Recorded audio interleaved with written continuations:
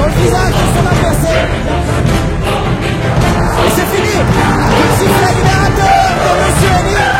Servette accède à la Super League au terme d'un match qui a vécu par son intensité.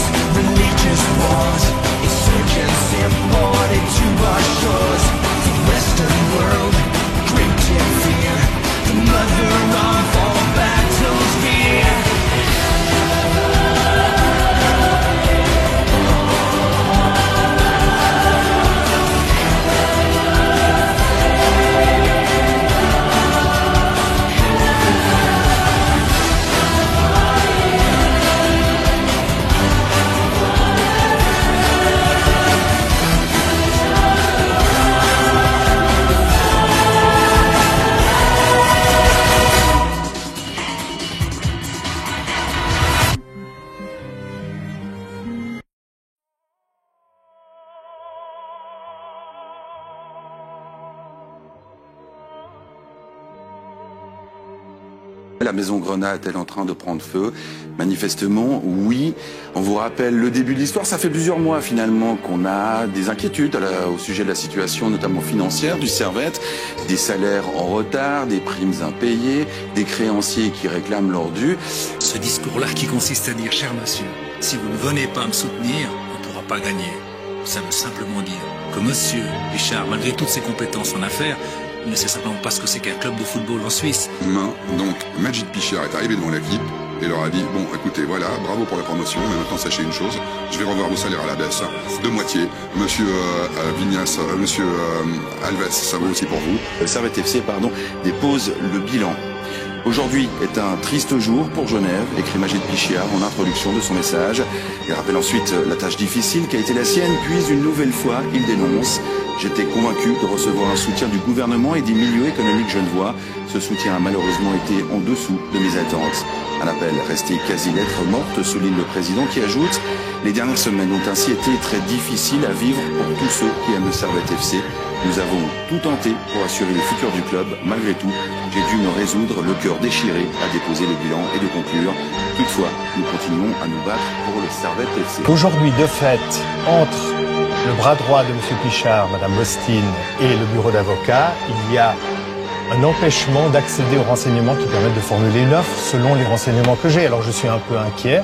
Ce qui est choquant aujourd'hui, ce que j'entends sur ce plateau, c'est ce que vous dites, M. Lisot. Comment pouvez-vous dire que M. Pichard a bien travaillé alors qu'il quitte le club en pleine saison, en laissant son club en faillite? C'est un scandale. C'est une grande tristesse, évidemment. Maintenant, il faut toujours garder de l'espoir. D'ailleurs, la meilleure preuve, c'est qu'après l'ère rejet, justement, on s'est reconstruit patiemment, grâce à M. Vinas et à d'autres. Et petit à petit, en ne brûlant pas les étapes, on a réussi à reconstruire une équipe qui maintenant est brillante en Super League. Donc ça veut dire qu'il ne faut jamais perdre de l'espoir. Et puis un dépôt de bilan, c'est moins grave qu'une faillite. Ça veut dire que peut-être qu'il y a des gens qui vont reprendre. Et moi, je garde un magnifique espoir.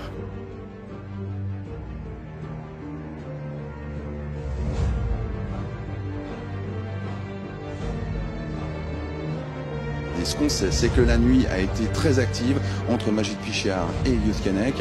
Youth Canek a donc pu prendre possession du Servette FC pour un franc symbolique, puisque Majid Pichiar a non seulement laissé tomber ses créances, ça c'était déjà ce qui était prévu avec le dépôt de bilan, mais il a également accepté de céder ses actions pour un franc symbolique. Content, je pense que Servette est quand même un grand club avec beaucoup de titres et elle fait partie de la fabrique de Genève et je pense que personne ne veut la voir mourir, donc c'est magnifique de voir cette réaction.